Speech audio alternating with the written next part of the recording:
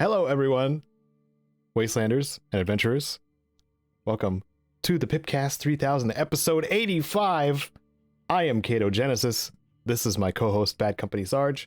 Hello. This is a bi-weekly podcast. I think I already said that. I don't know if I said that. Every other Sunday, 10 a.m. Pacific, where we talk about games, news about games, and usually have a dedicated Fallout topic. This time, because they've been so popular in previous episodes, we decided to run with one of the Gamer articles with Reddit sprinkles on top. It's like a combination of the things that we draw from, but all kind of done for us.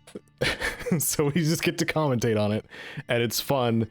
And this time we're going over Reddit's most unpopular opinions via The Gamer. So The Gamer reporting on the Reddit, reporting on opinions. Does that make sense? I think that makes sense.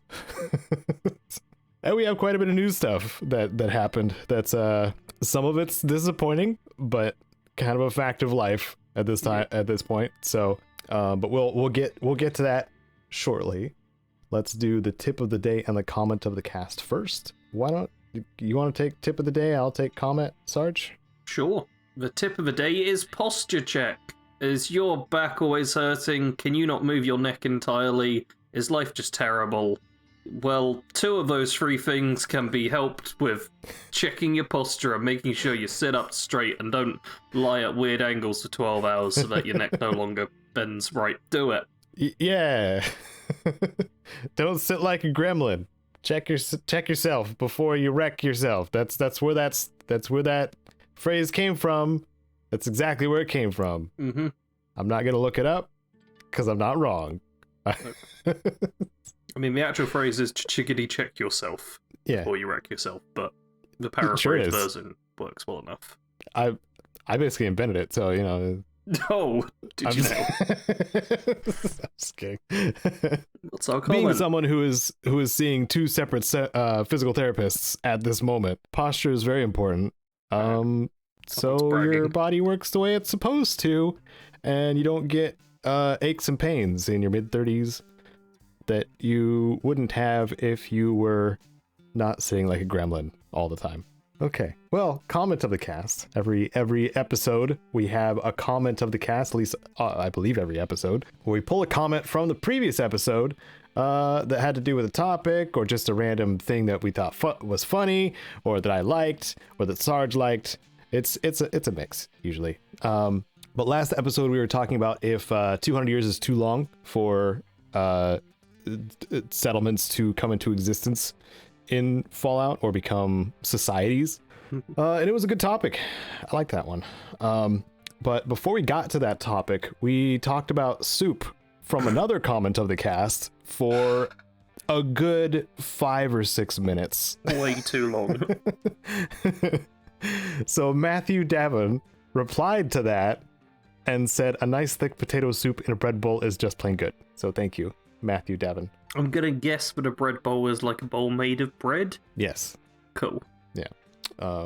Yeah, it's probably I don't know what culture introduced that first, but that puts your soup on a time limit on whether or not you're gonna have super soggy bread mixed in with your soup. Not really selling it that well. Hey, do you like one of the foods you're eating to ruin the other food you're eating over time? Is that like a Panera Bread thing? It might be a Panera Bread thing. I don't know. I don't think they invented it though. I don't know. Where did bread bowls come from? It's another thing I'm not gonna look up today. Yeah, willful ignorance. Woo. You gotta have some, and these two things I'm choosing to be ignorant about probably don't matter. So, let's get on to our news stuff, Sarge. I'm surprised how many things you came up with for the news. I'm surprised you haven't deleted any of them yet. Let's see what makes it through the edit. Yeah, I guess so. So the first and probably I wouldn't say most important, but one of the more timely things is Expeditions just hit the private test or public test server, but then went down like 2 hours afterwards. Yes, I also read the line from I think Lone Vault Wanderer's thumbnail saying that for 76 Fallout 76, the Expeditions, yeah. To the pit. But there, I was also seeing Lone Vault Wanderers stuff. It's like the algorithm won't let him get away from like the controversial news or the not so great news about Fallout. Because I saw it as well. But I also noticed that the top comment, one of the top comments of the video, was something along the lines of, isn't this the point of a public test server, to make sure that this thing doesn't happen at proper launch? Yep. And that's a very good point. Yeah. You don't want it going down 2 hours after it releases. Yeah, Bethesda's doing the exact right thing here. But because it is a public test server, and everyone's allowed to talk about it and stuff now, it just means that everyone's being like, oh, it sucks. This is a bad sign. I don't know if it is. I think it's a good sign that they're learning. Can't believe making testing sure that the game. making sure that it works. But I think this is like on the tail end of the Meat Week issue that happened as well. We didn't talk about that either. Meat Week was just straight up canceled because there was a bug they could not patch. Yeah. Or something along those lines. And Meat Week is like the best event in the game. I don't think it's too much of a stretch to say that out loud. I think it is the best event in the game. I'm not gonna say it publicly. The best seasonal. But I'll let you. I will, because Graham is precious. We must protect Graham. Graham is the NPC, the super mutant NPC that runs the event. Yeah. I can't think of any other events that I think fondly on, because the alien one was kind of meh. Like, it's just shoot aliens. Yeah, I played the alien one recently with like less chaos than the other time, and it's kind of fun, but it's like not stellar. Yeah, I get it. Yeah, it's good, but it's decent. Yeah, but I mean, Expeditions. I don't really watch Fallout footage and stuff, so I've not seen any of the coverage of Expeditions themselves. But I hope that with the testing and with all the problem solving, that when they do actually come out, it'll be something solid to go through. Yeah. I mean, one thing I do really like, which I can't imagine they'll roll back on because it'd be crazy, is that the responders have ended up going to White Springs. And White Springs is like pretty much from the first week of the game been like a huge player hub and kind of like this safe zone for everyone. So it makes total sense for responders to like take it over. Yeah. Having Expeditions start from there is a cool thing because it gives you like an activity to do while you're there, as well as just using it as a leveling spot or just a chill hangout area. Yeah. Slowly making it more of a central hub, which I think the game could do with. I think it, is developing into that a little late, but because initially it was just a bunch of NPC robots selling stuff. Yeah, at different degrees. I mean, if anything, it was more needed like within the first year or so before Wastelanders. Yeah, because back then this was the only like friendly spot you went to. Everywhere else was just fight some enemies or have nothing happen. Yeah. But more reason to be there is probably what's necessary. And because was there anything saying like about there being like more events that will happen in the White Spring area, or I don't think besides so, no. nuking it?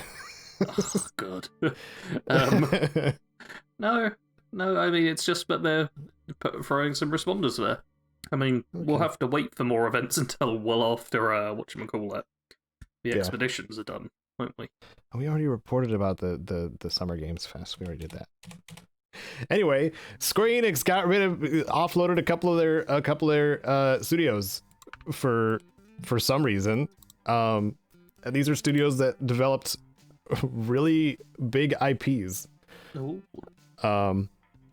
Embracer Group has entered, as the Embracer Group release says, Embracer Group has entered into an agreement to acquire the development studios Crystal Dynamics, Eidos Montreal, Square Enix Montreal, and a catalog of IPs including Tomb Raider, Deus Ex, Thief, Legacy of Kain, and more than 50 back catalog games from Square Enix Holdings Co. Limited. The total purchase price amounts to USD 300 million on a cash and debit-free basis. Embracer Group is getting a crap ton of IPs and studios for pennies on the dollar when it comes to comparing to other purchases that we've seen in the past year or so. Because the ZeniMax Bethesda purchase was 71 billion. It was big. It was big. I mean, to be fair, that was a bigger purchase, I'd argue. Because it was all of ZeniMax.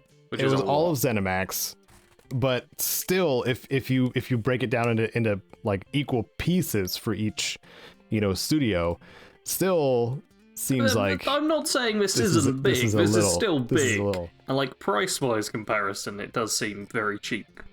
But yeah, this is. I mean, yes. Yeah. So there's very intentional wording here because these are well-known franchises. Legacy of Kain has a lot of fan wish behind it, or fan faith behind it, and having a rebirth of some kind. But it's always been talk or like a trailer and then nothing. Thief, I think the Thief reboot wasn't received, if I remember correctly, very well. I remember having problems with stuff like shadows not working. Yeah, it's kind of important when it's a stealth game. Deus Ex is good. Like even the newer Adam Jensen Deus Ex games were fun. Great immersive sim experiences. The second one just seemed a little unfinished towards the end of it, story-wise. And as for Tomb Raider is freaking huge. Yeah. But I don't know. I don't know what they're gonna do with these IPs. Maybe they'll just collect dust. I don't know. But it's very strange for Square Enix to drop basically all of its Western titles just like that. But that may have to do with their shift to like maybe pulling a Konami and being like, oh, we gotta pursue the mobile, we gotta prioritize mobile. So maybe, I don't know, maybe they're doing that, because I know there's plenty of mobile games that revolve around just the Final Fantasy franchise. So yeah, plenty, and none of which I care about. Mobile market is not here though. That's probably why they dropped off all the Western titles. But yeah, just something very strange. Not sure what Embracer Group is going to do with these IPs. I would like to see them utilized in some way though. Fingers crossed. I'm sure we'll find out in 4 or 5 years. Yep. That's how long it takes to make a lot of the games, so yeah. You know what else we'll know in 4 to 5 years? Oh, no, bad Caedo. Alright, fine, you take this one. Alright, so I'm sure everyone will already know this. The news dropped on Thursday that both Redfall and Starfield are being delayed. And it's a short little post, so I may as well read the whole thing, so you know word for word what it is, rather than people saying, oh, it's never coming out, or oh, this is happening, oh, that is happening. Just go over what the official statement here. We've made the decision to delay the launches of Redfall and Starfield to the first half of 2023. The teams at Arcane Austin, Redfall, and Bethesda Game Studios, Starfield, have incredible ambitions for their games, and we want to ensure that you receive the best, most polished versions of them. We want to thank everyone for their excitement for Redfall and Starfield. That energy is a huge part of what inspires all of us every day, and drives our own excitement for what we are creating. We can't wait to share our first deep dive into the gameplay for both Redfall and Starfield soon. Thank you for your support. So that's the full statement there. Yep.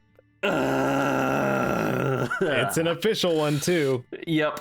And what's particularly annoying is this released Thursday, like morning, I think middle of the day where I was. And Wednesday... It was 5 a.m. for me. Okay, yeah. And Wednesday evening, my time, I had just put out a video about all the news we have about Starfield so far.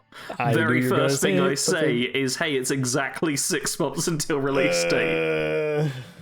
And then the next day, it's like, nah, it's more like a year. You should just private it and then re-upload it like 2 months from now. Why 2 months from now? It might 4 months from now. Yeah, it says the first half of 2023, so it's coming out, providing there's no more delays, within a year. Yeah. Rather than within 6 months. They've also added Redfall onto this, but I haven't heard anyone talk about Redfall. I'm feeling kind of bad about it. Well, like, honestly, I was kind of looking forward towards Redfall as just a thing to try out if it's on like Game Pass or something. Just like, oh, let's give it a shot, see what it's like. But I think Redfall I've only been playing if it comes out before Starfield, honestly. it doesn't help that 2 vampire battle royales are in the news. Yeah. Like, I confuse them both because they're so similar. Redfall and Vampire the Masquerade Blood Hunt? Right? Maybe.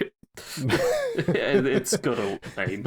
I saw both trailers, but I couldn't tell you the difference. Yeah. Like, they look so incredibly similar, and I don't think have we seen gameplay of either of them? Wait, I can't. Isn't the vampire one out now? Is it? I don't know. I swear. Oh god, I typed in Vampire the Masquerade and there's Blood Hunt, Bloodlines, and Bloodlines 2. Which is great. Yeah, free-to-play Battle Royale game. Game was released 27th of April 2022. Okay, so it already came out. It came out. I thought I'd watched some gameplay of it recently. Okay. Yeah, so that's just come out, and the other one's just been delayed. Okay. So, I mean, honestly, the Starfield thing is what's got most of us annoyed. And the comments oscillate between understandable disappointment and it being like, but this is understandable and we accept that. And people just being like, how dare you, you scum, I hate all of you so much. Which is, you know, to be expected. Angry fans on the internet. Being angry. Yeah. Yep. Yeah, I do really like, I'm gonna butcher their name, but there's one reply from someone at Miles Dompierre, I'm gonna guess. Sorry about the pronunciation. It says, I know some Xbox fans are upset, and I'm not here to tell you not to be, but the reality is we can't push for anti-crunch work culture, flawless launches, and innovative video game experiences, while also screaming every time there is a delay. Which, yes, I think is very well said. Like, it sucks that it's delayed, and speaking as one of several people who were kind of like, cool, Starfield, this is what's going to keep my job going, covering this game, it's painful to see it delayed and be like, okay, gonna be eating rice for the next year. What fun. We just gotta do those New Vegas projects that are on the back burner. All the New Vegas lists. Top 10 openings for New Vegas. Yep, I'll get it sorted. God, my integrity, no. We gotta put our ego away, Sarge. Yep. Top 10 best 10mm pistols in New Vegas. Gotta pocket that pride. Top 10 times I jumped on the spot in New Vegas. Oh, I'm joking, but I won't be surprised if in 6 months I get desperate. Start seeing them. And here's us talking about a New Vegas thing on our topic as well. Yeah, we'll get to a 10 New Vegas thing. Mm-hmm. Yeah, so those games are delayed. You know what else is delayed? Oh no. What? Dying Light 2's DLC. I mean, at least the game's out. At least the game's out, and it's getting patched regularly, and they finally added New Game Plus, which That's nice. Absolutely should have added way earlier than they did. Mm-hmm. Like launch. But maybe it's part of more of a long-term plan to just get players to repeatedly come back. Yeah. I mean, if they added it at launch, the game would have been delayed. Yeah. And we see what the reactions are when the game is delayed. We can either have a game not come out fully finished and it won't be delayed, or we can have it be delayed and come out possibly fully finished. And either way, everyone's going to be angry. Yeah. So this delay is September, I believe, for Dying Light 2's DLC. Yeah. but the game is out. Like, there's plenty to experience there, and they're going to be doing probably little both patches and like little updates to the game as they go. That's kind of what they became known for with the first Dying Light for numerous years, like more than most developers do. So yeah, keep an eye on it if you are a Dying Light 2 fan like myself, and you want to just beat up some zombies with your friends. It's a fun game. It's a good game. What's the next topic? What's the next news thing? Resident Evil. No, it isn't. Ignore spoilers. Are you spoilers for a minute away? Our next topic is just a very brief one. A quick shout out for the fact that the game Prey is free on the Epic Games Store currently. It's a game that has been marveled at and drooled at and given the eyes quite a bit. Because, yeah, it's apparently a really good game. I still haven't played it. I have said publicly on Twitter in a reply to someone, which is about as public as I'll get on it, that I will play it. And I mean, now that Starfield's not coming out, I'll give you a slight spoiler. I was already working on a video called like games to play while waiting for Starfield. Oh. And now I'm just like, well, I can make this a list of 10 games, I guess, instead of like 5 or 6 that I was going for. It's a blessing in disguise. Totally. I'm sure the 1,000 views that video will get me will save me from the months of not having an actual game to cover. But yeah, Prey's like critically acclaimed, and you can pick it up for free on the Epic Games Store, which is pretty nice. On top of that, Epic's also giving away Jotun Valhalla Edition and Redout Enhanced Edition. It's giving a couple of like smaller, more indie-style games at the same time, which is very nice. Yeah, giving away 3 free games at once. Woo! Yeah, if you want to rack up that library, and you're not, aggressively against the Epic Store, you're gonna get a lot of games in a very short time. So many free games for free. Yay! If you just check it every so often. I mean, once a week is all you need to do. Yeah, once a week. Oh, I haven't seen this official teaser. What is this, Sarge? Oh, well, yeah, it's only a minute. Well, there's actually 2 official teasers, and I recommend watching both, honestly. So, if you want to pause for a couple of minutes, you can give them a watch. Okay. So, Caedo, what do you think of the Resident Evil trailers? Trailer number 1. Holy jump cuts, Batman. I could not tell what was happening, what I was looking at. Second trailer, on the other hand, I actually got an idea of what this Netflix thing is going to be about. And I don't care. I'd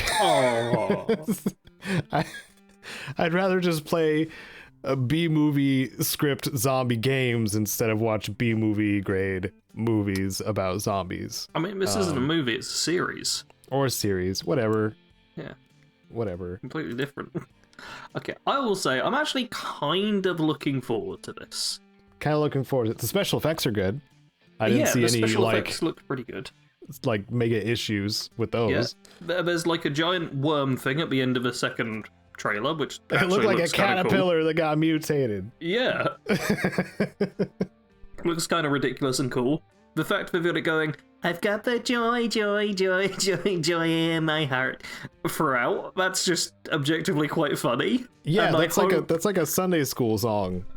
Yeah, I hope that kind of humor isn't just like they sent this away to a trailer company and the person at the trailer company is great. I hope that's like, I hope they're kind of going a little tongue-in-cheek with it all.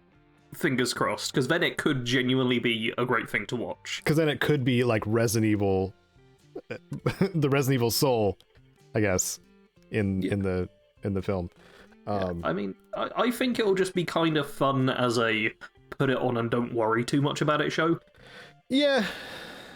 I just not expecting a great, like, hard-hitting drama or anything. Yeah. I'm just like, yeah, I'll watch some zombies get shot and people act like idiots. Why not? I don't know, man. I think I may just be over zombie films. I've been disappointed too much lately. I think the last one I watched was Zombieland 2, and that was... Yeah, I've heard bad things about that. That was awful. I mean, how long ago was that though? A couple years. Yeah, that's the Something thing. I feel that. like there's not been any zombie stuff for at least 2 or 3 years. Which, I know, for like saying me that has out been, loud though, like recharge somebody's time. gonna chime in and be like, "What about this movie that came out?" And I'll be like, "Oh yeah, I totally saw that, but I forgot about it." I mean, Which says I many can say things. for certain, but I've not seen any zombie stuff in years and years and years. So for Yeah. me, I'm like fine with more of that. Zombie show or zombie film. Yeah. Yeah, and like the what's another like serialized zombie thing besides The Walking Dead too? Like, is there besides the various animes that have zombies in them? Yeah. You know what? With you mentioning the show, I've actually remembered there was all of that Las Vegas zombie heist stuff that actually came out recently. That was like a couple of zombie movies and stuff that Netflix was showing quite a bit, but I didn't I thought it was watch. just one movie. There was a couple of them, but it was a movie, and then like I swear, like a couple of months later, a prequel for it came out. Oh, weird. Yeah, like I didn't watch either of them in the end. They're still probably on my watch later list, but I suppose there's been some stuff. But there's not that many zombie series though. Yeah. Like, it's fine. This might be a fun little watch. But I suppose if you're going to be fussy about what you're watching on Netflix, what you should watch is Love, Death and Robots. Because Volume 3 is coming out on May the 20th. Which is smooth less... like butter, Sarge. Cheers. It's less than a week away. It's less than a week away, and I found out about it by accident because I was watching the Resident Evil trailers before we recorded. Yeah. So this is the first time I actually feel like I'm delivering news that other people might not know about. Yeah. Because Love, Death and Robots is like an amazing sci-fi anthology that Netflix does. They've done 2 seasons so far. The second season was very short, but still good. And Volume 3 is coming out in like a week. Mm-hmm. And it does a whole bunch of like different art styles. The stories all change up. There's lots of different themes within them. Some of them are very action heavy. Some of them are more philosophical. Some of them are just comedic. It's really an interesting thing to watch. Yeah. It's a bunch of sci-fi shorts for anybody who, hasn't considered it or seen it or anything like that. Yeah. I highly recommend it. Yeah. Yeah. Same. And they're all like, what, like upwards of 20 minutes? No, some of them are really short. Isn't that? Wait, I've just realised Netflix is on computers. I can search it. Is it? I don't know. What? What's a I know, computer? it's crazy. But... okay, yeah, a lot of them are like only 10 odd minutes. Okay. Yeah, some of them are really quite short. I'm pretty sure, okay, I'm going to click on Ice Age because I'm pretty sure this is like one of the shortest ones. I swear it's only like, oh no, it's 10 minutes again. It seems like 10 minutes is a common length for them. Mm-hmm. Yeah, they tend to be pretty short for the most part. Because it's much more about telling like this one isolated kind of slice of life story rather than a continuous narrative. Like, we are actually seeing in Volume 3 a slice of death, yeah. Because there's a lot of death in these two. Oh yeah, if you are not an adult, do not watch this. No, do not. There is so much gratuitous nudity and violence. Yeah, it's crazy. Okay, yeah, but Volume 1 has 18 episodes. Sometimes Volume at the same 2 time. only has 8. Yeah, it's really crazy. It's so good though. Yeah. Hopefully Volume 3 will have a good amount. There's one of the ones that Kite got me into it with the mechs fighting the aliens coming out of the portals episode of the first season. Suits? Yeah, Suits. Suits? Yeah. Which is like the farmers in giant custom mechs. Yeah. Fighting. And that's when I was, locked into the series because I'm like, oh my god. Yeah. And then they have, I think it's in the second season where they have like the biological like mech situation where they're pit fighting and stuff like that. Is that season 2? Oh, I might be Pop Squad. Yeah, but where, like, there's the lady who's a fighter thing. Man, terrible description I'm giving. That one was like probably the most violent out of all of them, though. But it was also beautiful. Like, it was also beautiful, but extremely violent. Just in general, like, the cinematography and stuff of all of these is incredible. Yeah. I think a huge advantage to the fact that it's like different people working on each of them and it's different animation styles and they are all quite short means that there's a lot of focus and a lot of care given to this. It isn't like normal serialized stuff where it's like, oh, okay, we got to hit 22 minutes, we'll put in this little bit of filler, we'll chop and change this here and here. It's really like just getting the focus edited, making the best you can out of this small chunk. Yeah. And it's beautiful. One comparison I can draw, because I haven't really seen much else beyond that, is the Animatrix, because it's a very similar kind of situation. The Animatrix, I believe, is like 9 episodes, all different stories related to the Matrix, but animated by different people and different companies. Yeah. And it's cool. I mean, it's the Matrix, so it's super depressing, but it's cool. I'd make sure you're in a pretty good mood, because it's gonna drop a little bit if you watch the Animatrix. But I mean, I'd say a similar warning might be worth it for Love, Death and Robots. Yeah, I suppose that's a lot of things on Netflix, actually. Yeah. That's just a Netflix pro tip. Yeah, some of it is great dark comedy. The description for the first episode of Volume 2, for the episode called Automated Customer Service, is, if your home cleaning unit is attempting to murder you, please press free. That one was funny.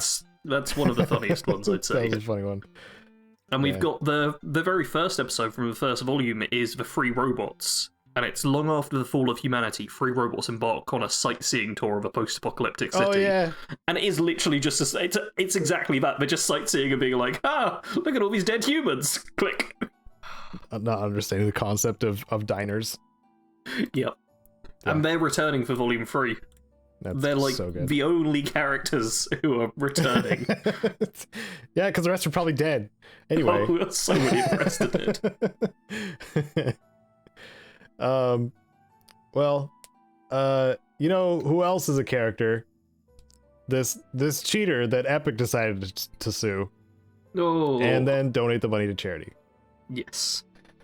So, there was, over in good old Australia, we had a lawsuit going on where Epic was suing a Fortnite cheater who not only was cheating themselves in game, but also sold various types of cheats, aimbots and the like, sold like V-Buck free accounts or something. I don't know what the kids are doing with their Fortnites and the stuff. But yeah, they were selling accounts, they were selling cheats, they were also cheating themselves. Like, this wasn't just someone who had like done the one thing, just like, oh, I'm gonna break a rule. They were like profiting off of it and stuff. I feel like that's worth making clear, considering the person got sued. Like, they were making some illegal earnings from this. And they have now admitted to it publicly. And Epic has won the lawsuit. I don't even know if it says how much money they get. No, the damage is Despotakis. I have no idea how to pronounce her. Has to pay it not be made public, but will be donated to Child's Play, a charity dedicated to improving children's hospitals. Gotcha. Well, that's good. Yeah, that's a good outcome for that situation. Someone getting their just desserts, and somebody else getting desserts. Yeah, and I think it's good to see that Epic is not just taking the money for themselves. It's a very good PR move to be donating this stuff away. I'm still certain the people who hate Epic will still hate Epic no matter what, but it's always good to see something positive being done in the world. Sorry, I'm typing to Dakoba. Okay. He just found out Control-T on DaVinci Resolve. That's add transition on both sides of the clip. Okay. But I just told him I still do it manually because I do 30 frame transitions instead of full second. Cool stuff for the listeners. Anyway, Wait, you're gonna keep that in the edit? Pointless feature creep. Yeah, sure, why not? I'm not gonna make it harder for myself. Oh dear. Star Citizen is doing bedsheet deformation physics now, because of course it is. Via PC Gamer. Sarge, what is this? Why? So, do you remember Star Citizen? The game that's perpetually in early access and will never come out of it? Yep. Is that the one? That's exactly the one. The one that has raised more than $450 million from crowdfunding is no closer to being launched because it's now, they've publicly stated that what they're doing, which is highly important, Can we put that in context? They're making sure the bed sheets interact correctly. Can we put that into context related to the last news story where we talked about 300 million used to buy out multiple studios? Oh, that didn't even click in my brain. That is... Yeah. They could have instead bought all of those studios and had $150 million spare. Could have bought 3 studios and 50 plus IPs from Square Enix. Instead, they're making one game. Yep. Keep doing you, Star Citizen. Whatever. I'm pretty sure we checked before what were the most expensive games ever Better made. be able to make your bed with actual physics.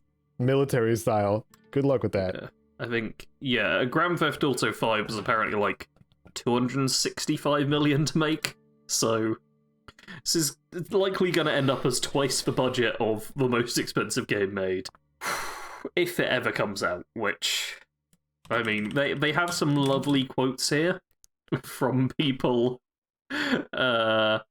on their little subreddit, and I'm just looking through to see if I can actually say any of them on the podcast. Yeah, this one doesn't have too many swear words, it's fine. Valerian_2 says, "Is this a joke? No wonder they can't finish this thing. Pointless feature creep at its most extreme." Even Kojima has a limit on like details he adds to his games. He still follows the time that something needs to be released. Good God, Star Citizen devs, get on Kojima's level. It's like, this is such a minor thing as well. Like, it's nice if the people interact with their bed sheets, but yeah, it's very different from like the developers adding something for the sake of being discovered and being something cool. This is not cool. This is just a bed. Yep. This is something we deal with and choose not to make every single day of our lives. Yep. At least me. I don't care. I don't care how the beds function or the bed sheets function. No, I mean, it would be better if they did like Bethesda's thing where all the NPCs just lie on the bed as it is. Yeah. Just do that and save themselves a bit of work. No one's gonna care that much. I have played so many games where my thought was, oh, I'm gonna use this bed. That was the end of the thought. Yep. Like, I like doing like cinematic shots, and I'd love to have a cinematic shot of someone like properly getting into bed. That'd look kind of cool, but it's not cool enough that it didn't just. I know what we're referring to, and it didn't matter in the long run. Yeah. They just fixed it anyway. It's Star Citizen, what are you doing? Just finish your game. Ridiculous. Yeah. That's so crazy, man. Thank you for sharing that, Sarge. That was just it's funny. Funny is the best way to describe that. I wonder if we'll ever talk about Star Citizen being released. Like, I'm not even asking if it ever will come out, just if we'll still be, like, recording or alive by the time it does. Once it reaches 1 billion crowdfunding, then it'll finally be done. People are still crowdfunding it. It's ridiculous. Yeah. I don't even understand how that's allowed. You know what? I'm going to look into it now. Okay. Do some live checking for it. The first thing that pops up is Star Citizen. How is this a real game? I see how they're doing it. It's not through Kickstarter or anything like that. It's on their own website. Oh. And if you want to get the Squadron 42 standalone pledge, which gives you the single-player game when it comes out, it's $54. Wow. Yeah. So you're just buying a dream. Uh-huh. Cool. Yeah, there's a bunch of view all game packages. I wonder if it's got a sort of high to low thing. Oh, yep. Okay, let's sort it by price. Highest price. You can spend $1,320 for the UEE Exploration 2950, which I think is just a spaceship. Yep, it gets you this specific... it gets you various spaceships, actually, when and if the game comes out. It's so stupid. It's so ridiculous. It's crazy. But yeah, that's how they're getting away with it. It's just their own little thing. So ridiculous. I wonder... it would be real nice to know how much money has actually been spent specifically on the game. And what percentage of that money has been spent on making these bed sheets? Yes. Just tell us. That's the metric I want to see. And like mechanics designed it just so they can have the cloth physics that they want too. Like, you have to factor those in too. Anyway, something else we factor in whether we want to or not is unpopular Fallout opinions from Reddit to our show, the PIPCAST 3000. In case you forgot where you were. Welcome back. That's where we are. I forget where I am all the time. Tell us the date and time as well, because we can't. We don't know when you're listening. Don't worry, it's 2018. Everything's totally fine, I'm sure. Yep, it's 2018 still. Yep. I mean, sure, we all thought at the time it was terrible, but now it looks great. Yep. Okay. Speaking of something that at the time we thought was terrible, but now everyone thinks it's great. We just did two segues just now. Let's just do it all segues. Okay. We won't move a topic, we'll just segue to it. The Gamer. This is an article by Sid Navidad. For anyone else who is like just popping in to be like, oh, what's this podcast about?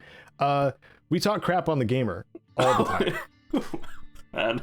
This journalist site is full of just fun things to critique and make fun of, and we do, and it's been popular, so we're doing it again. While splitting it up for other episodes of doing actual discussions. We did a serious discussion last time, so yeah, we did. This one is 10 unpopular Reddit opinions about Fallout New Vegas, and the URL actually matches up with this list. So that's good. But it's only 10 instead of 30, yep. So it shouldn't take it in one. too terribly long. How are we gonna rate this? Because I want to start with a rating system. Oh man, I wasn't prepared for a rating system this time. I mean, I genuinely don't know, because we don't know how unpopular this opinion is. Do we have to rate this one? Because I don't have a rating system. How about most plausible versus not at all?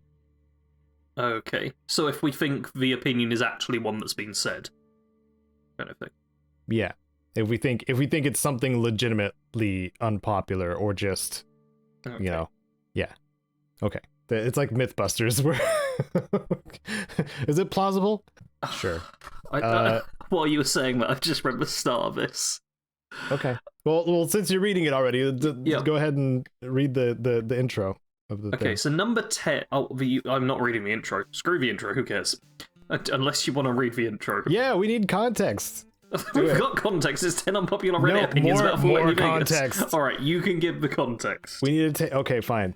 There are a lot of unpopular opinions floating around Reddit that concern Fallout New Vegas. Here's a look at some. Unanimously, there has been mostly praise for Fallout New Vegas. After all, Obsidian Entertainment has a pedigree of being the dark horse of the RPG genre.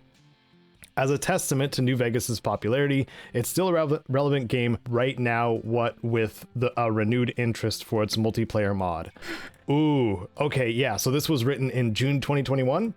Just context right there. That, however, doesn't stop a certain percentage of the fan base from having some opposing thoughts to New Vegas's acclaim. To them, the game is rife with some hard-to-swallow truths eclipsed by all the hype and the bandwagon associated with the old Fallout game. Whether their unpopular opinions hold some objective merits or are mere emotional anecdotes is up to the beholder. Ooh, there's some fancy words being used here. Some of them are positive while others are critical of the award-winning game. You'll just have to see for yourself whether you agree with them or not. Number 10. It's the worst Fallout game. So this in and of itself, not sure how many people have actually said that, but let's go over what the gamer has to say about this. So far, there have been many Fallout games. There are 15 in total, to be exact. But that didn't prevent some New Vegas players from cherry-picking the game as the worst in the series. That is even in the face of the controversial titles such as Fallout 76. Objectively, the general consensus, based on aggregator sites like Metacritic, is that New Vegas is among highest-rated Fallout games. It would seem that Obsidian's development approach in making the story more engaging than the gameplay might not be for everyone. There are not 15 Fallout games. Where did they get that number? That's crazy. Like, I've spoken a bit before about how it's like 9 or 10, maybe if you're going at a bit of a stretch. Like, you can barely get into double digits. I wonder when if you this include number Fallout Pinball. is including pinball as well as canceled Fallout projects. Oh, it might be. Yeah, if they've got like Vampire or and even Vampire unofficial and Fallout projects that look official. God. Yep, just throwing Fallout Online, why not? I'm glad you caught on to what I was implying. Yep. Yeah. Because there's not 15. There's not 15 yet. No. There's nowhere near for a 15. while. Give it a couple more decades and we might get to 15. This one's not viable at all. No. Like, I hear very few people, even the people who don't particularly like it, arguing that it's the worst in the series. Yeah. It's not. Like, there's... We're in a spot where there's two games that very much take up that spot pretty easily. And that's launch time of 76 and Brotherhood of Steel. Yep. And I feel like, depending on the type of games you like as well, it's unlikely that you'd put one of the modern 3D Fallout games in at the worst spot. And if you did, I feel like 76 is the easy one for people to go to. But even, let's say you are someone who really likes multiplayer but doesn't like the modern 3D things, which means that the isometric games you would rate above New Vegas, but then you'd still have to put 3 and 4 below it. And so, it just doesn't work out. It doesn't work out. Like, there's plenty of criticism for it, but I pretty much never see it being called the worst game. I hear people saying they can't get into it, which is fine, but... There's levels. You yes. I mean, most people with with a head on their shoulders can appreciate something without actually being a fan. Yeah. Like, I'll use Elden Ring as an example. I can absolutely appreciate the amount of world that is there to explore, and From Software doing what they do best, which is making a punishing yet rewarding gaming experience. It is not my type of game at all. Yeah. But just seeing what that game has to offer, like seeing, people's highlights and stuff like that, I can definitely appreciate what that is. By saying, it's not for me. I'm not going to call it the worst Souls-like game. Why would I do that? It'd be very cruel. It'd be stupid. Because it's probably among the best now of that genre. Speaking of the best, you want to take number 9? Yeah, number 9 in this lovely The Gamer article. New Vegas is the best RPG of its generation. On a more optimistic note, there are also those who crown Fallout New Vegas as the tippity top, the cream of the crop in its generation of RPGs. Now that's a hot take because Mass Effect 2 was released the same year as Fallout New Vegas. Meanwhile, The Elder Scrolls V Skyrim was released a year later. Still, you can probably understand where that unpopular opinion came from, since New Vegas is essentially a return to form in RPGs where no karmic restrictions, whether moral or programmed, hold back the players. Yeah. I want to learn, like, what other games came out around that time. They used two good examples. Yeah. I feel like a big part of it is, like, what are we classing as the generation? Because if it's, like, kind of a console generation time, is that, like, 360/PS3 3, 4? PS3. Was it around that time? PS3. Wait, 360, PS3? Yeah, because then it's Xbox One, PS4. Xbox, get your stuff together so we can freaking tell the difference. I'm wondering if Witcher 3 was within there. Witcher 3 was 2015. That was next gen. Oh, okay. No. Yeah, because that's around Fallout 4's and Metal Gear Solid 5's time. Yeah, Deus Ex Human Revolution. That was a good one too.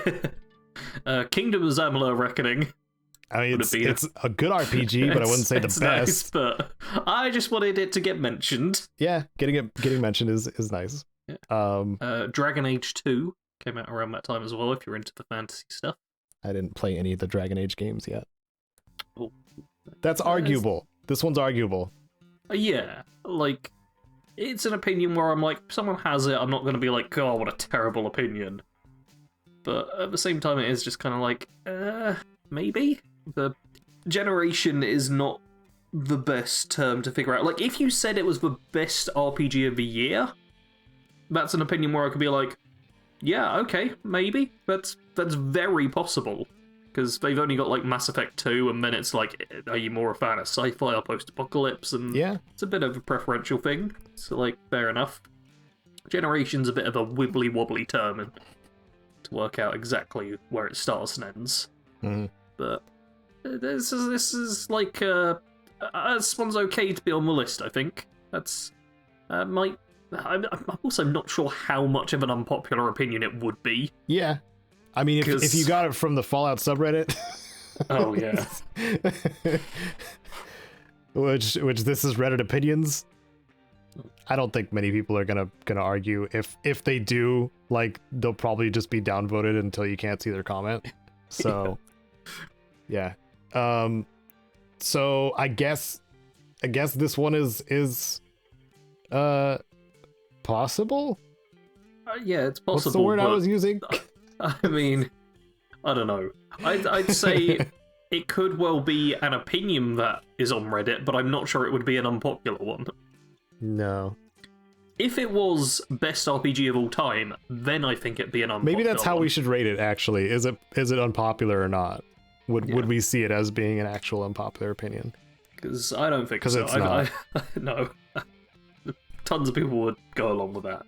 It's got a restriction in place, which makes it perfectly viable. And there's actually a lot of similarities between Mass Effect 2 and New Vegas as well. Because you do have it's a bit more linear in Mass Effect, but they are both like heavily narratively driven games. I feel like for them it really comes down to if you're more sci-fi, if you like playing games in this way or that way. They're not an apples to apples comparison exactly. Yeah, because they're games and not apples. And at this point, the shooting in Mass Effect 2 is also better. Hey, that's something. So there's also that. But I will say, between the two games, the final moments of Mass Effect 2 are so much cooler than the final moments of New Vegas. We'll much get to cooler. that later on as well. Yeah. Because I've already taken a peek at this list. No, Sarge! I couldn't help myself. Naughty Sarge. Let's just keep going. So Okay. you can't criticize me more. Number 8. Being able to kill everyone doesn't make it good. In regards to karmic restrictions, what made New Vegas a hardcore and traditional RPG experience that evoke the good old days of CRPGs where you can kill just about anyone? I have read that exactly as it's typed. I want to make that clear. Okay? It's that kind of freedom in role-playing that's considered a development rarity these days. Too bad some players don't take kindly to that sort of RPG development philosophy. There are those who deem that kind of lore and video game structure too modular or chaotic to be a coherent narrative experience. That kind of RPG conundrum still exists today, or perhaps some RPG players are too accustomed to plot armor and essential NPCs. I'm not allowed to swear. What the frick are they going on about with this text? The title actually makes a somewhat interesting point about how you can kill anyone you want in New Vegas. And that's often praised, but is that actually a good thing? It poses a good question. Yeah. And then they just vomit up some words. I really wish that they had actual quotes here of the comments instead of adding their own That'd be so nice. piece every single time. Yeah. This is all unsourced, so like they say it's from Reddit, but they could have just made all these up. They just grabbed it from the internet somewhere, probably. Even I source stuff sometimes. Yeah. We're sourcing stuff all the time here. Yeah. It's not that hard for gamer. For chapter point sourcing, even you can go to the chapter point in the thing, and then it's just like bam. I'm never gonna stop doing that, even though it takes more work, because it's there's so many news report channels that do that. That's a different rant. Okay, I think first of all, I think the point here is, like you say, it's a good one, and I could see this being a opinion which some people disagree with, because overall it is cool that you are able to kill everyone. It's more freedom. It's something I've advocated more in many times, sometimes with what I say having to be censored by some AOs, because I'm not allowed to talk about killing AO for some reason. But yeah, unaliving the younglings? Yes, unaliving the younglings is a thing that I'm not allowed to say, apparently. Yeah, but I also think that the point of just doing that and being able to do that doesn't instantly make it good. In fact, the example that comes to mind is another Obsidian game, The Outer Worlds. Yay! Where I tried feel to like do we're a the kill same everyone. person today, Sarge. Yep. I feel like we just have both played enough of these games And to it's have also a formed the point same that opinion we've talked eventually. about before. I remember. So go on with the thing. No, I don't honestly have too much more to say, because I agree with the point that being able to kill everyone doesn't make it good, but I also do think being able to kill everyone does make the game better. What we were referring to with the Outer Worlds was there's no essential NPCs, as far as I know. Correct. But they put them in an invincible situation where you're still communicating with them, but you can't do anything about it, about like killing them or anything like that. So it's there, but it's just hidden a lot better. And again, like if it's narrative driven, like, you know, New Vegas does that a little bit too. Like the build up for Legatlantius, you don't see him at all up until the very end. They just build him up like Horrigan. It can be done in different ways. And being able to kill everyone as people like to have their player choice kind of thing. It's I think it honestly just depends on what you're there for. If the story is that bad where you could care less about everything that exists there, like unless you're doing a challenge run, this could hinder that. But I think most players, I don't want to speak for everyone, but I believe that most players don't do a kill everyone run. Or if they do go to kill an NPC, they reload their game immediately afterwards. I think this is one of the things that arguably makes the game more replayable, because you can get a lot of different routes by being like, oh, okay, what happens if I decide I'm not going to work with this person, I'm going to side against them and I'm going to kill them and all that kind of stuff.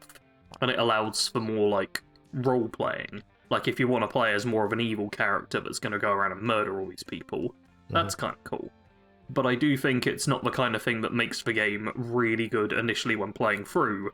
It's one of the added things that matters if you're going to be spending a lot of time playing this game over a long period. If that makes sense. Yeah, it does. In terms of an unpopular opinion, I don't believe anyone said this. Honestly, this is false. This is false reporting. Well, the way it's phrased, it's like being able to kill everyone doesn't make it good. It's like, duh, yeah, if it was just a game where you could click a button and everyone dies, that wouldn't be a good game. But it is something that adds to how good it is. Yeah. So it can add to it, but if it's not like a primary, Anyway, number 7. Vegas is an uninteresting setting. In most Fallout games, the setting is the star character, as each post-nuclear war city has its own personality that makes it feel like an irradiated home that you can't leave. Vegas, however, is not for everyone, as some players consider it bland or unchallenging compared to Washington, D.C. in Fallout 3, or even Boston in Fallout 4. The whole place is also a little small for some people's tastes, especially when locales such as Washington, D.C. offer labyrinthine dungeons in the guise of ruined buildings. Vegas ultimately ends up feeling flat when compared to Bethesda's more vertically intricate environments. Straight up, I believe this is a genuine opinion and is an unpopular one. Yeah, I agree. First one on the list where I'm like, yes, the gamer, I believe you are telling the truth entirely. This one, I had controversial things going off in my head as I was reading it. So, like, yeah, that makes something unpopular if that siren's going off. I mean, I'm gonna guess some of the sirens, or one of the biggest ones, is where they said the labyrinthian dungeons in the guise of ruined buildings in Washington, D.C. No, No? It was actually when they compared it to Boston and Fallout 4, where the design philosophy completely changed for the city. Okay, we were having different sirens. Yeah. Because I was thinking about how everyone complains a bit about Washington, D.C. and Fallout 3, and it's whole just the same tunnels essentially you're going down to make the area feel bigger. It seems like they intentionally didn't mention the metro tunnels and instead just mentioned the buildings. That's what it feels like to me anyway. Like trying to make it sound better than it is until you're there. Yep. And then you're just like, oh my god, I just want to emerge and breathe the dusty air once again.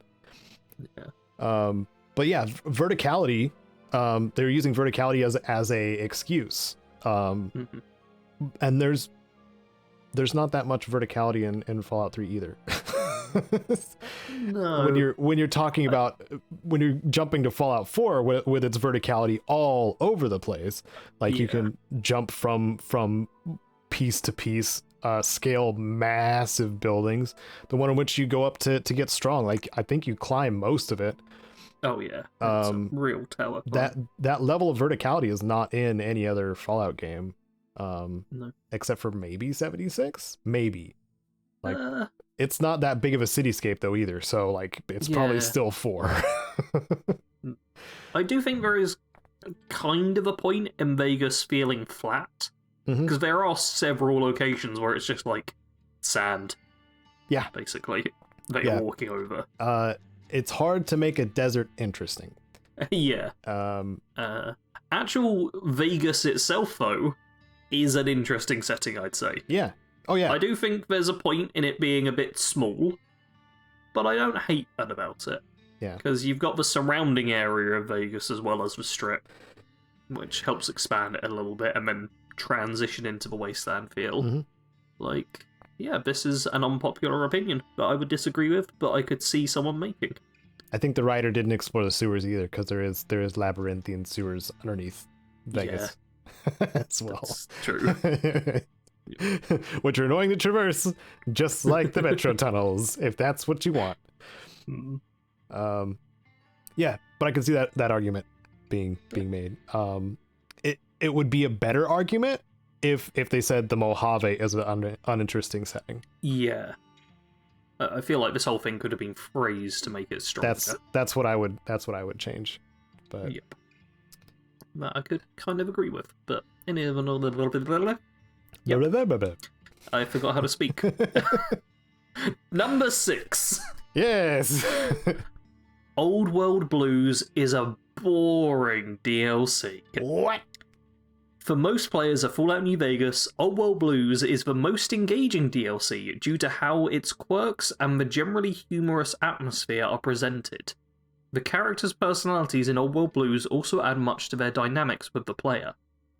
Or with the players. Why is that plural? That's multiplayer, didn't you know? Oh, I forgot, sorry. That isn't enough to keep the DLC from being a one-shot wonder for some. Several opinions point to Old World Blues as annoying or only interesting in the first playthrough. Gameplay-wise, it doesn't hold much meat compared to other DLCs, according to certain opinions in Reddit. Certain opinions in Reddit? Yep. I'm reading these correctly, and it doesn't matter. I'm seeing it. I'm reading it too. And just like yeah. I genuinely think the times where you've like flubbed up a few words has probably made it make more sense. Probably. When like reading it. I can't read today at all, and I'm just. I feel like you might just be autocorrecting it because I really am having to stop myself from doing so. Okay, well, right out the gate, I agree that this is a controversial opinion, but also agree that it's a boring DLC, multiple playthroughs. Oh yeah, I remember not that long ago I made the point that Old World Blues doesn't have music, doesn't have background music. And when you're just wandering about, it's just... Oh, because it relies on the radio. Yep. Yeah. And it's just like elevator music. Yeah. You just get silence the rest of the time and then hear an enemy running up and attacking you. The enemies are all in small groups. You've got limited weapons. All of the conversations with the characters are very long. And if you know what they're going to say because you played it a few times, it doesn't have too much repeatability. Pretty much all of the areas you're sent to go to, it's go through them multiple times, and I think there is some solid points for this, and I do believe it would be an unpopular opinion, but I do kind of agree that the more times you go through Old World Blues, the worse it gets overall. Yeah. Yep.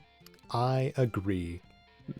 If it didn't have, that amount of talky talk with all the think tank and Mobius.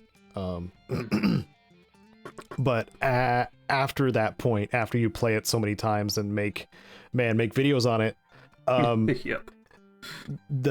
it just becomes a loot run at that point, or a loot and a perk run. Yeah.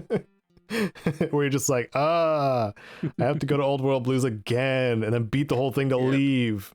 Yeah. Because they stole my brain as well. Again. Yeah.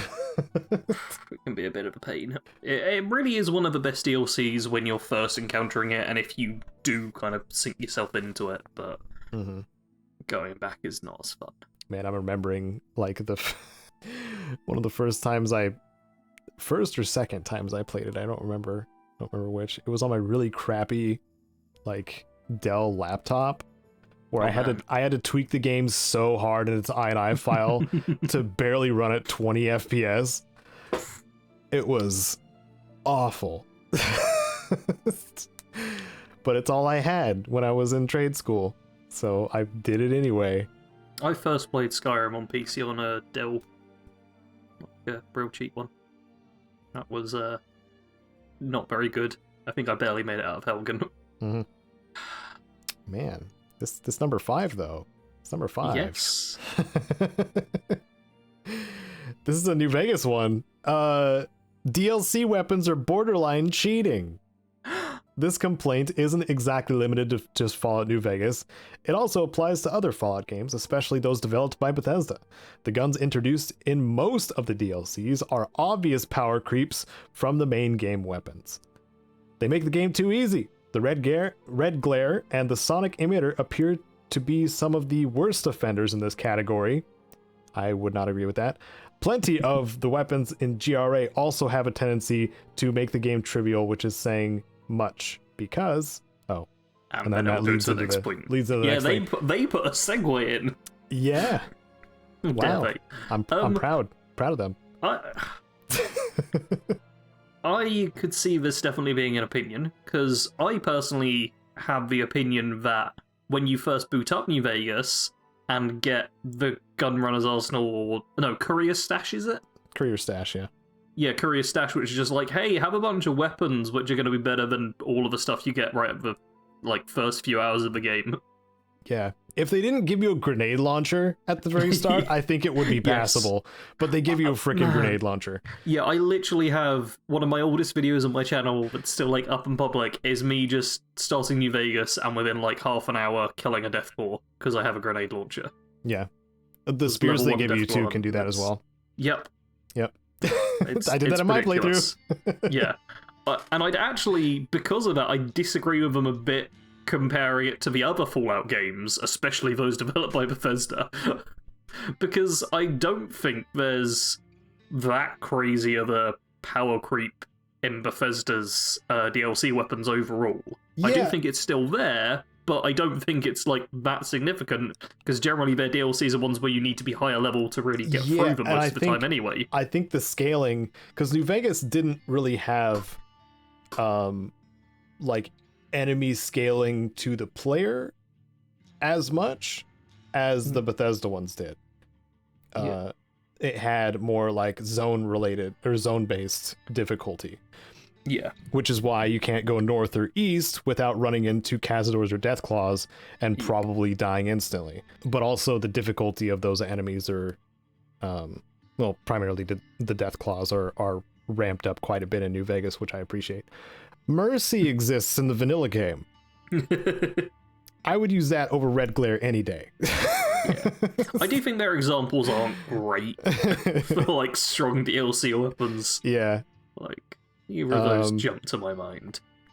Yeah, and the sonic emitter, that's got the slowest rate of fire out of most weapons in the game.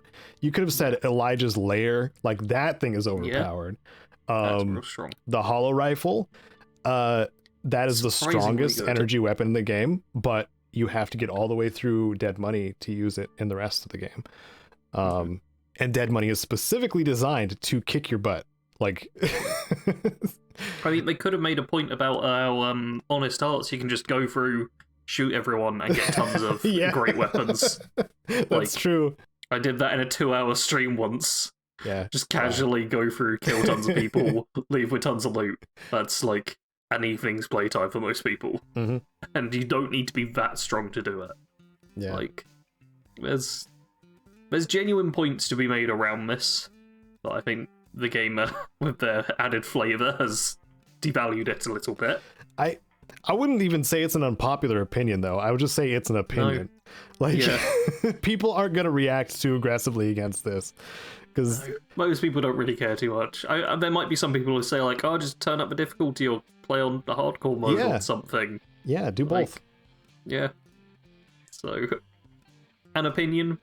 Probably not. Well, we say probably not an unpopular one. We'll find out if the comments are all screaming at us. Yeah, yeah.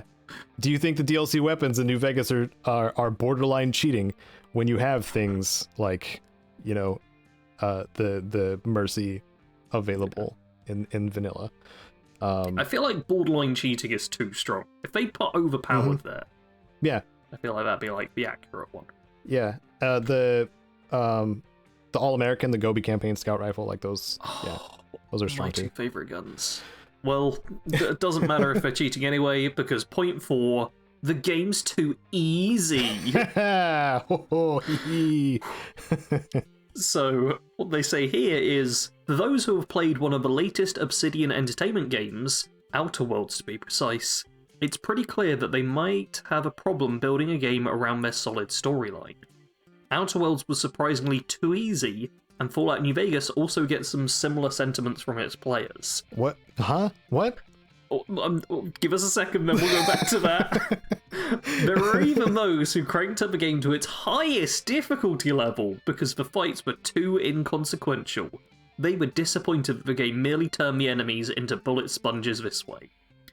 Alright, what's the thing you needed to say, Caedo? Okay. The Outer Worlds being surprisingly too easy. What? Are you gonna disagree with that? Yes, to a degree. Oh man.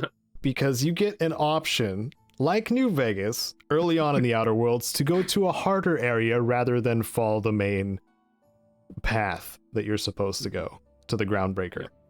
You can go to Monarch immediately, and everybody's like, you probably shouldn't, but you can anyway. This is the hard mode you're supposed to be playing if you want it to be harder. I'd also say in Outer Worlds, like, I feel like your character's pretty much always fairly squishy.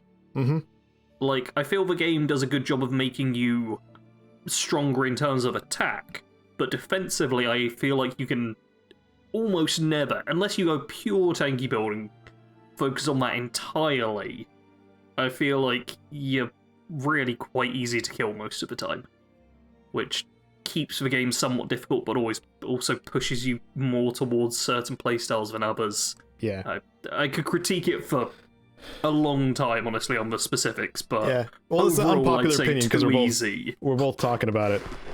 Yeah, but we're not even talking about New Vegas being too easy. We just got on the Outer Worlds thing that they're trying to claim. Yeah, we did. Okay, so here's another way to put it. If you're following the path of least resistance, yes, it's going to be easier. That's the point I'm making. And if you just crank up the difficulty without, adjusting, how you play after that point, it's probably still going to be a little bit easier than it would have been normally. Yeah. I do think there's solid criticism in, like, the game difficulty slider just making things like bullet sponges. Yeah. Because I'm pretty sure for, like, Fallout 3, New Fallout 3 Vegas, is Skyrim, notorious for that. Like, that's the most spongy I've seen enemies ever. Yeah, it's all just, like, health multiplier for enemies, damage multiplier for you. Mm-hmm. It's like, make you weaker while making the enemies get more hit points, make you stronger while making the enemies get less hit points. It's a very, very boring, like, shout out to Fallout 4 survival mode. Yes, which does such an amazing job of actually modifying how the game feels. Yeah. I haven't played the Outer Worlds survival mode.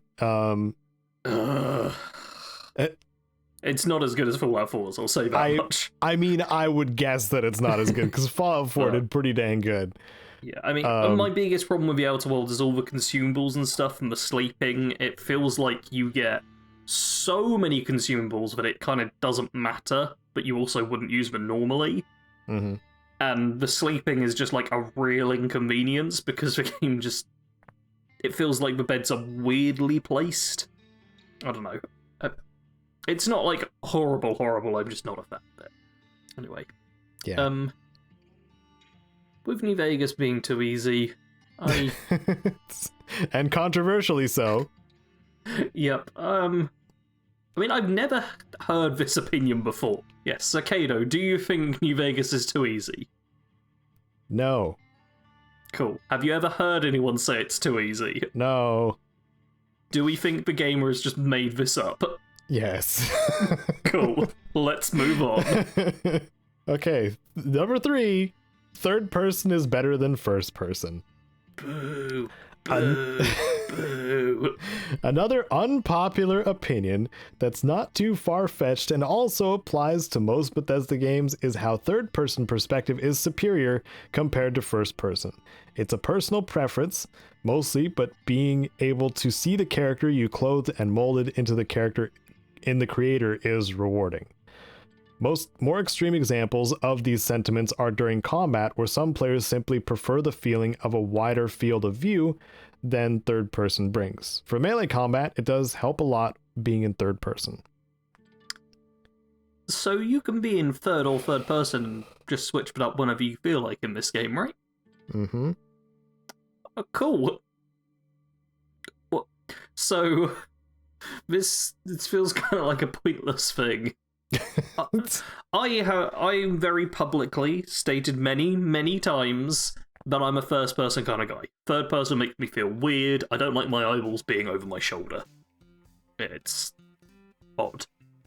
But I really love the fact that Bethesda games let you switch between third and first person even. Yeah. That's a really good thing. Yep. And I'm not sure how unpopular this opinion would be, because I feel like there's quite a level split from what I see on the third to first person kind of discussion. And I think that the majority of people just like the fact that they can pick in these games. I think it's just, preferences to play, but don't hold too much weight on playing the game itself. I don't know if I'm saying that right. Whatever makes it more comfortable for the player, it's just an option. It's like flipping on or off chromatic aberration because your eyes go cross whenever you look at something. Would bring it up freaking Outer Worlds again. That didn't have that switch at launch. It's just an option. Yeah. It's not one versus the other. It's not who's in first person camp, who's in third person camp. It's just like it's just an option. Yeah.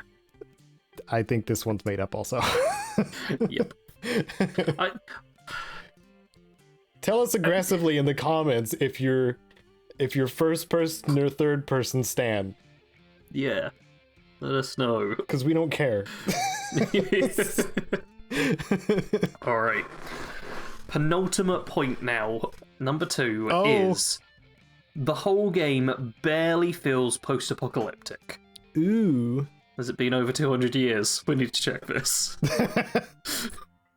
Another thing that probably sets New Vegas apart from other Fallout games is that its post-apocalyptic Vegas is a bastion of commerce and neon. That it barely feels post-apocalyptic. That is when compared to games like Fallout 3 or 4, where you can almost smell the radiation. Vegas appears to have a working capitalist society that's more functional than Boston in Washington DC in other Fallout games. That and the fact that the intro doesn't set players off from a vault likely led to that unpopular opinion above. I need to take a second just to work out what it is I've said. Me too. A working capitalist society that's more functional than Boston and Washington DC and the other Fallout games. Yeah. The fact they've said that Boston in Washington DC in other Fallout games, that's just a bad typo. Doesn't help. But the point they're basically making is, hey, it's got Vegas, which isn't destroyed. It's not post-apocalyptic, really. Because Fallout 3 and Fallout 4 doesn't have any big settlements where things are thriving. Mm-hmm. Definitely doesn't. The whole game as well barely feels post-apocalyptic, as they show a picture of Good Springs with, like, things being pretty run down. Yeah. Like, I feel like this could be an unpopular opinion. Yeah. Because people do talk about, like, the level of post-apocalypse within the games. And Vegas, the strip itself, is obviously running very well, and one of the most similar locations to pre-war, I suppose, because it stopped all the nukes around it, and it's like got someone in charge still from the pre-war. So there's somewhat of a point here, but I feel like most people would disagree because of the Barren Wasteland and the Death Claws and the Cazadors and all of the standard Fallout stuff. And the, just many areas that are filled with the radiation. Yep. Probably more so than Fallout 3, I would say. Yeah. Mm-hmm. I'd also say the fact that they, said it's more set apart from other Fallout games and then restricted it to Fallout 3 or 4 feels like them immediately backing up. Because the first thing I thought of was Vault City. Yeah. But obviously not Fallout 3 or Fallout 4, so they backed themselves out of that one. Yep. But, unpopular opinion, sure. Because I think most people would disagree, but there are some people who would be like, yeah, it's not post-apocalypse enough. Why isn't it Mad Max? Yeah. And yeah, like, Vault City and the NCR proper are both, in Fallout 2, are both, like, walled-in communities that look way less touched by the apocalypse than even New Vegas. So, I don't know what the... Because the walls... Aren't the walls of Vegas still, like, made of just metal? There's, like, chunks? a big junk wall outside. Yeah. So, yeah. Still a lot of it's scrapped together, where, like... The big cities in Fallout 2 have proper stone walls with turrets on them. Like... in Fallout 4, there's what's that little place you go to where you have to do the test from Fallout 3 as well? I can't remember the name. It's the place where they're looking for simps and stuff. I remember the name of it. The commune? No, that's their little secret area. I keep wanting to call it Good Neighbor, but it's not Good Neighbor. Good Neighbor, I know where it is. It's Bad Neighbor. Bad Neighbor. Covenant? Covenant, yes. Covenant. Yeah, Covenant is like a beautiful little area that feels not at all post-apocalypse in this tiny little, henhouse Yeah. town, I suppose. Like, there's plenty of areas that don't feel post-apocalypse style, but they're small parts of a larger map where everything's, like, desolate and destroyed. So, Yeah. Yeah. I don't know, man. Deserts feel pretty post-apocalyptic, so it's... I don't know. Yeah. I'm going to call it an unpopular opinion, because Okay. I do believe people would have that one. Yeah. I don't think this is just the gamer making it up. Yep. All right. I agree. Final one, Caedo. Final one. Let's do it. Is that me? Am I reading this one? Yeah, that's you. Okay, sorry. Number one. Number one. Most unpopular. The companions are annoying. While certain companions in Fallout New Vegas are quirky and have an awesome personality, that didn't appease some of the players. Because, as with all Bethesda games, companion AI is still unrefined. New Vegas is no exception. Companions are mostly there to accompany the players in combat.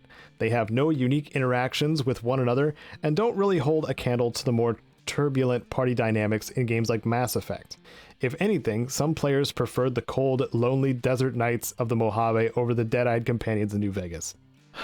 This aspect... the companions are annoying is too broad as an argument. Because they're not focusing at all on the personalities of the companions for this. They're focusing on what I've focused on in my worst NPCs list when it came to Dogmeat. Which is companion AI being absolutely stupid, which is true in New Vegas. That's how I lost Cass in my playthrough. Because she's stupid. Cool character, neat backstory, really dumb when it comes to running away from fire geckos. So she died.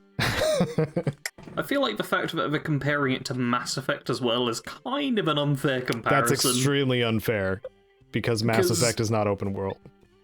I mean, the BioWare games as well are, like, renowned for companion interaction with the party, because you're playing as the whole party, and that's, like, the thing. Yep. It's very much comparing it to best of the best rather than just level footing. It's like if I complained that Mass Effect doesn't have as good looting in it. Yeah. It'd be like, of course not. They're focusing on what Mass Effect excels at. Yeah. Against other games that are way more broad. Yep. And yeah, like you just said with looting, like Mass Effect doesn't have the level of looting or crafting of New Vegas. So, yeah. Yeah. It's like, you have to sacrifice some things to specialize in others. Yeah. Just the way it goes. You know, honestly, I am someone who often plays New Vegas without companions. Because I often play all Fallout games without companions. But, I mean, if anything, I'd say New Vegas is one of the better games to have companions in. Because there's, like, no real upside to not having any. There's so many you get which don't really cost you anything. Like, and annoying is very much a personal opinion, but it's also one I don't really hear that much. Generally, people seem to like the companions, at least some of them. Yeah, I don't know if this is actually an opinion. Yeah. Unpopular or not, like, it would be unpopular, but I don't know if this is an actual, like, common opinion. My guess is they saw, like, the occasional person here and there being like, oh, I don't really like Boom that much, or, no, I don't fancy traveling with Rex, or just the odd person singling out, like, the companion that they don't like. Yeah. Which I suppose could happen as an unpopular opinion, but just in general, the companions are annoying. Yeah. Choosing a companion is way better of an argument than like saying all companions. Because like even in Fallout 4, I will complain about Dogmeat all the time, but I do like McCready and Curie. So, you know. I say pff to this one. I said, that's the final verdict. Yep. Nice. Okay. So just as a quick recap, 10, it's the worst Fallout game, referring to New Vegas. 9, it's the best RPG of its generation. 8, being able to kill everyone doesn't make it good. 7, Vegas is an uninteresting setting. 6, Old World Blues is a boring DLC. 5, DLC weapons are borderline cheating. 4, the game is too easy. 3, third person is better than first person. 2, the whole game barely feels post-apocalyptic. And 1, the companions are annoying. There is the list from The Gamer as written by Sid Navidad, or Navidad. Yep. Do you agree with any of those? Do you think a bunch of them are actual unpopular opinions? Let us know in the comments. Yes, please do. It's this was a bit of a shorter one, and I'm grateful of it. For this list that we did. Oh my god, I played so many things. Okay, there's now adding I'm on more to the stuff. next. I'm on to the next thing. So notice that we have a bit of time left to record. It's like, oh, I've got to throw in more things. I'm gonna try not to geek out too hard about one of them. Dear. Okay, so we're on to our next section. After going over that fun article again, if you find any articles by The Gamer specifically, just mention it in the comments and we can seek it out and see if we can add it to our growing roster of The Gamer articles that we want to critique and make fun of. Please do, and just tell us if you enjoy these too, like. But so now we're on to what are you playing / working on, and we'd love to hear comments about that as well, because there's been quite a few, newer things existing this year that we have gotten the opportunity to play. But Sarge, what have you been playing and making and getting upset about for being delayed? Right after. I mean, I just released on Wednesday a video about all the Starfield news we know. And once you get past, like, the first 30 seconds, the rest of it is all actually factually correct. It's just the release date changed. But I talked a little bit about the different factions. House Maroon, any of you know who they are? Well, I do, because I collated all of the Starfield information that's actually confirmed. Not rumours and leaks and stuff, actual information. Ooh. And put together a little video, which is nice. I also, my Fallout Raiders of New York series is now continuing every week or other week, depending on how quickly I can get episodes out. Yes, Roni is coming back. Fallout 5 Roni. I love it. Yes. But I've also been playing a few games. I've, just like today and yesterday, tried out Fable Anniversary. And for the first time? Yes. Whoa. I'm gonna keep trying at it. But Sarge, it's third person. What are you doing? It is, it's third person, and you start as a kid. Oh no! And it's a little clunky in controls. You could be a horrible kid though, so it's kind of fun. Yeah, but I don't want to be a horrible person. But it's fun to be a bad kid. But I like being a good guy. I want to kick chickens, especially on my first playthrough. But yeah, I'm currently giving that a go. I think I'm less than an hour through, so still kind of getting to grips with that. But if anyone has any tips or stuff they want to tell me, without spoiling the entire game, please let me know. You're probably still in the prologue, so it's. Yeah, I'm an apprentice. You're training. You're learning how the game works and how to kick chickens. Oh dear. But I've also been playing a bit on the console as a casual game, Burnout Paradise. That's a very fun game. Remastered version, I believe. Yeah, very fun. Also, it's a very, very good thing that I do not have a license in real life. The amount of times I go, is that a corner? Crash. Is that a car? Crash. Should I be looking? Crash. I'm amazingly bad at it, and I'm constantly crashing into walls and stuff. I'm winning every single event still, because I'm also very good at running other people off the road. Yeah. Which is the primary way to win every event, including the races. I don't think this is a good measurement of driving skills when part of the Burnout brand is running into cars and running them off the road. Yeah, but it's also the amount of times I'm squinting in the distance and wondering what that is in front of me, and then I hit it and I wreck the car. That's the worrying thing. I mean, you build boost by going towards oncoming traffic. I think the game wants you to run into things. That's the weird thing. I'm actually great in oncoming traffic. I've never crashed into an oncoming car. I'll just wait. It's no. This is throughout all of the Burnout games I played. Just wait. Like I'm genuinely amazing at driving in oncoming traffic. Okay. It's when there's a corner, or a wall, or a tree, or anything that doesn't move that I can't deal with it. We should just cut off the first part of that sentence. I'm great at driving in oncoming traffic. Yeah, it's true. It's a weird skill I have. As long as the cars are driving towards me, I'm fine. And the walls and the guardrails. That's where I have trouble. Oh, the guardrails. Yes. But yeah, so that's been kind of fun, even if I'm not very good at it. And I also played Citizen Sleeper. And it was so good that I tweeted about it. I saw your tweet about it. Yeah. The first tweet was literally just like, what did I say? Opening music is beautiful. I've not played any of the game yet, but it's always a good time when I'm impressed by the music. Because genuinely, the opening music is up there with like Final Fantasy VII and stuff like that. Ooh. It is gorgeous. Absolutely gorgeous, that opening music.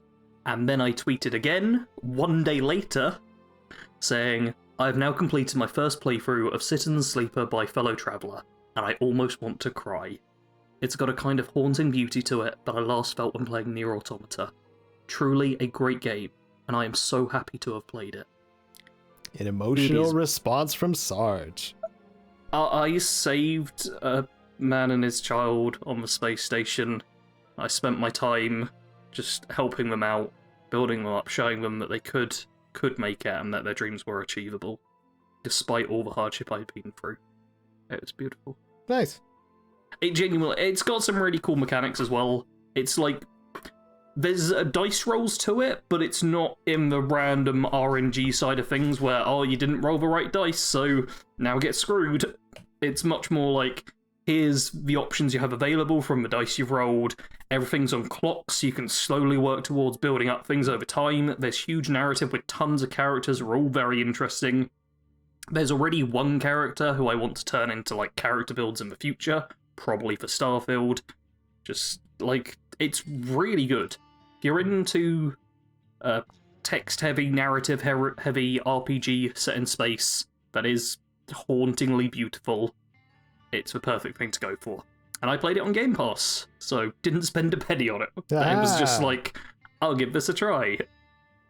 And yeah, it's best game I've probably played all year. Whoa. High praise. It's genuinely so good. Like, I recommend you to play it, Caedo, and everyone else. It's the kind of thing you can get through in like 10 hours easy. Like, and that's if you're doing like exploring tons of stuff and really taking your time. It's short and beautiful, so play it. Yeah. I may not. Yeah, well, you have been playing a lot of other stuff, haven't you, Caedo? I have, and man, procrastinating is my professional career at this point.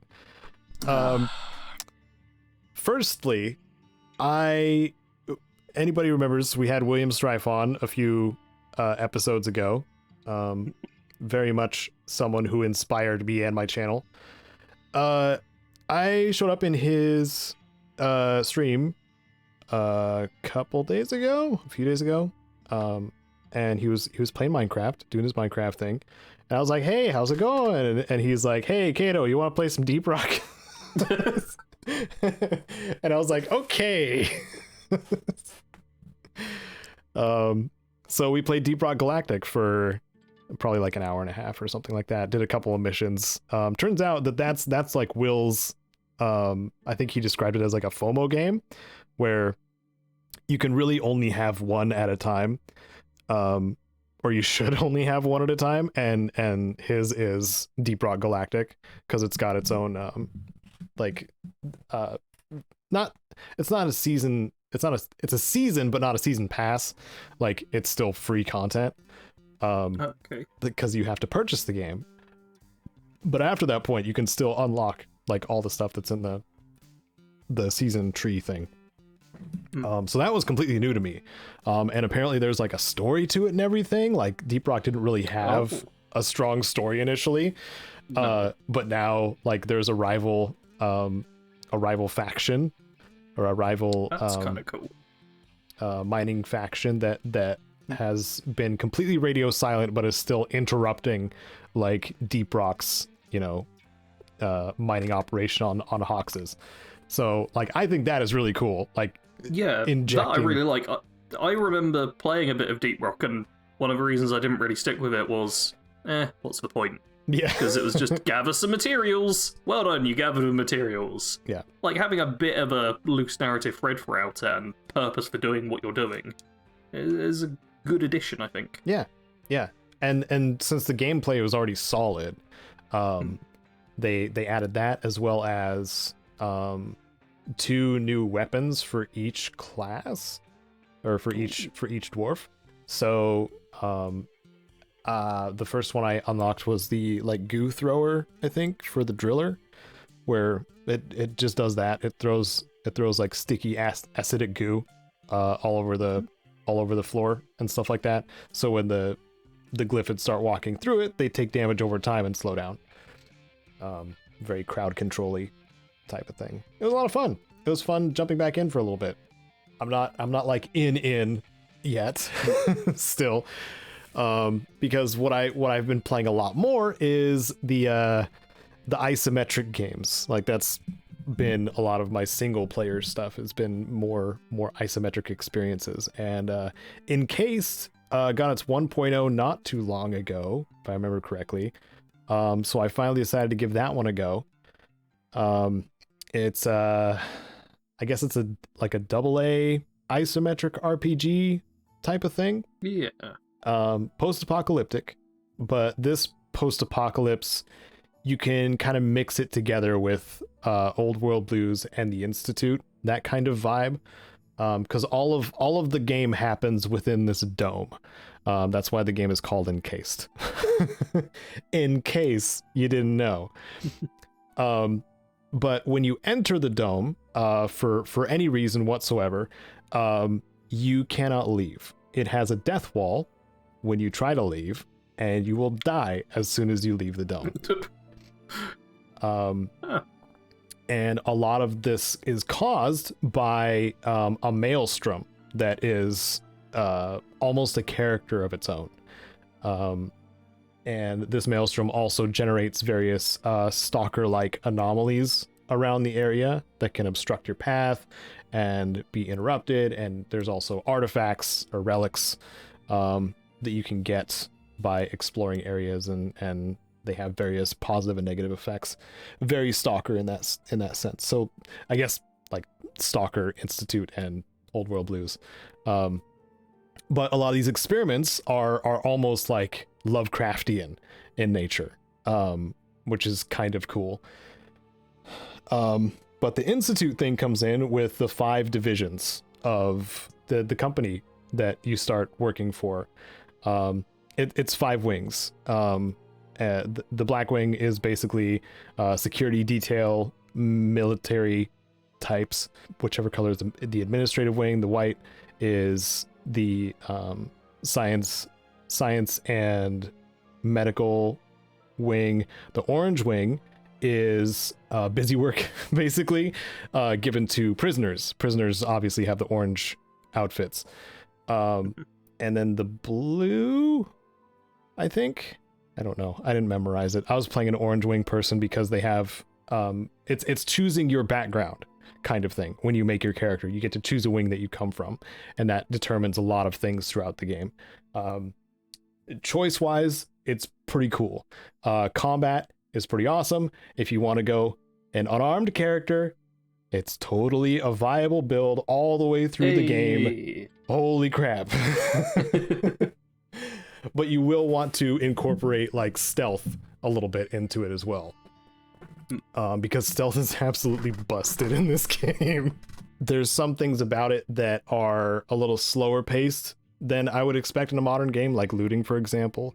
There's a really heavy focus on loot and crafting. Well, loot more so than crafting, just getting better gear and stuff like that. The process of looting is very time consuming. The majority of my time spent playing the game was looting, more so than dialogue, and there's a lot of dialogue in the game too. if that was made a little more efficient, then I would be, more interested in doing like an additional playthrough and stuff like that. Combat is pretty good. Again, I played a unarmed style character. Whenever I have the chance, I do. It has means of closing the gap to ranged characters in a way that some games don't do enough. I think it took a little bit of inspiration from Fallout 4's Blitz. Oh, okay. Because I could just jump across the field and kick someone in the face. Let's see what else. The companions are fairly interesting. Story is heavily has to do with like bureaucracy and politics and stuff like that, which I'm usually not super into unless there's a really heavy sci-fi spin on it. To me, it just felt like bureaucratic bullcrap. Like, I'm not a very good sliding scale on this kind of thing at all. But I felt through some of the dialogue with the different characters, I'm like, oh, okay, this is your ideology. Cool. You're another crap bag. All right, later. And that was the dialogue. Very little motivation to work with certain factions based on that. Like, who is a trash bag. But yeah, but overall, I did enjoy Encased a lot more so than something like Atom RPG, I think. And the way to build your character, it seems like focus was put on most aspects of the game. It didn't feel weighted in one direction over the other for character builds. Didn't force you to do homework too much like Underrail does either. Yeah. I won't go back to Underrail. I geeked out about that game pretty hard, so I will talk about the other two a little bit. After I beat Encased, because I did, I started playing Kenshi again with the rock bottom start, which is you're in the desert alone with one arm, and it's a very fun start. You're in the desert with one arm in slaver territory. So, and there's several slaver-based factions that are just wandering around the desert also in groups. So as soon as they see you, they will chase you down and slap shackles on you, and then you're under the forced employ for someone for an undetermined amount of time. It's been fun. I managed to avoid them this time, establish a little squad after some annoying situations of getting shackles put on my character, put in a cage, and never picked up by the people who were going to enslave my character. It's like the process of them transporting between the city and the camp was because there's like four cities that have like slave economies. So I was just sitting there in the cage, just leveling up my lockpick skill, lockpicking my shackles, lockpicking the cage, lockpicking my neighbor. Like, it was hilarious. But after you escape, you have to wait like 100 and something in-game hours to not be recognized anymore as a slave. So I was just hiding around the backside of this city with my characters, just mining a whole bunch, waiting until it went dark. And then part of the city was submerged, so I could swim around and steal stuff that I needed, like food, and then and then leave. It was a process, so that was fun. Kenshi's fun. Kenshi's a fun game where you can do ridiculous crap in an open world setting, that in a world that really doesn't care about your characters at all, and it's kind of fun.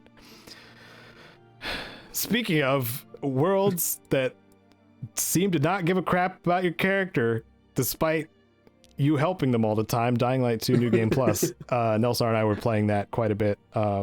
We were waiting for this. We were waiting for New Game Plus so we could actually jump into the game again and kill zombies together, because that's always fun. And it's hard to find any other medium, like we were talking about the Netflix, zombie stuff. That's happening. Hard to find another medium where it's still entertaining for me. at the level that Dying Light 2 is. So I'll probably have highlights of the New Game Plus stuff at some point. Heck, Nelson and I might play some more today. I don't know. But that's been fun. There's been some nice bug fixes. 2-player, especially during some sequences, are really jank still. There's one where you're supposed to follow, you're being chased and you're supposed to follow an NPC. Both the NPC that's chasing you and the NPC that you're following are just rubber banding all over the place in 2-player. In single player, it's probably fine, but in 2-player, it seems like it's been a nightmare for people in Techland to fix. If it was a single player game, all their problems would be gone. Yeah. But it's really fun 2-player game or multiplayer game. So yeah, that's mostly what I've been doing, I think. But that's about it. That's all I've been doing and stuff. I have been working on a Death Stranding memory chips guide. Mm-hmm. That's all I'll say about it, though. Oh, okay. That's our PIPCAST. I hope you all have a wonderful next 2 weeks. And Memorial Day in the US is coming up in that 2 weeks, probably. I don't know how time works. It's sometime this month, towards the end. So I hope that goes good for you. Yes. Until then, we'll see you all in the next PIPCAST 3000, 10 a.m. Pacific every other Sunday. Bye-bye.